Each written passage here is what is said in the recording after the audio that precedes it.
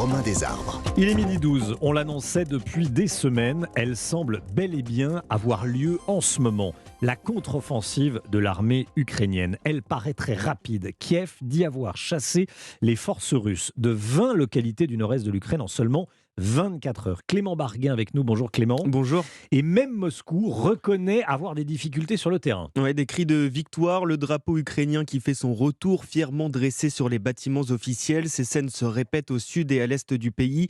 Dans la région de Kharkiv, c'est ici que la progression est la plus impressionnante. En 5 jours, les Ukrainiens affirment avoir récupéré 3000 km² de territoire, dont les villes stratégiques de Kupiansk et Izium qui se situent sur les voies d'approvisionnement russes.